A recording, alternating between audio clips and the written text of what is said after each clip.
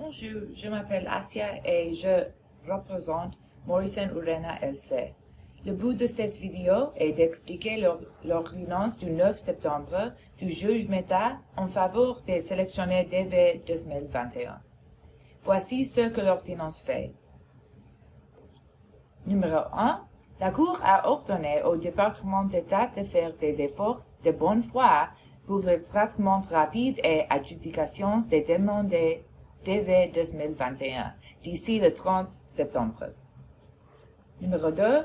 La Cour a ordonné que la politique de priorisation de l'approche par niveau de novembre 2020 ne s'appliquait plus aux sélectionnés DV 2021. En outre, le département d'État ne peut pas compter sur cette politique pour empêcher le KCC ou les ambassades de traitement ou d'adjudication d'une visa diversité 2021. Le juge Mehta a fait trois clarifications. Premièrement, l'ordonnance du tribunal n'affecte pas l'approche par niveau pour les autres catégories de visas comme le visa de préférence familiale. Deuxièmement, l'ordonnance de la Cour n'empêche pas le département d'État de prioriser le traitement ou l'adjudication des visas sur la base de limites de ressources, de limitations en raison de la pandémie COVID-19 ou des conditions du pays. L'interprétation par le département d'État de cette clarification pourrait poser un gros problème pour les sélectionnés DV 2021, affectés à plus de la moitié des ambassades dans le monde qui sont en sous-effectif confrontés à un problème de pandémie de COVID ou à une condition de pays difficile, comme dans le cas de l'Irak, de l'Afghanistan et de la Russie.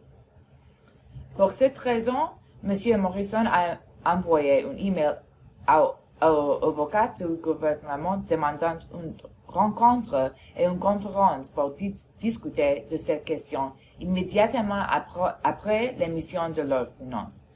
Nous vous ferons savoir lorsque nous aurons plus d'informations sur ce problème. Troisièmement, le juge Mehta ne donne la priorité à aucun demandeur non dans aucune des poursuites. Ainsi, aucune sélectionnée DV 2021 n'a un avantage sur une autre sélectionnée DV 2021 parce qu'il était un demandeur dans une poursuite. Toutefois, nos demandeurs ont l'avantage de continuer à bénéficier de notre expertise et de notre accompagnement dans le processus consulaire. Ceci inclut de l'aider pour planifier l'entretien, surmonter les obstacles de l'entrevue et entrer aux États-Unis.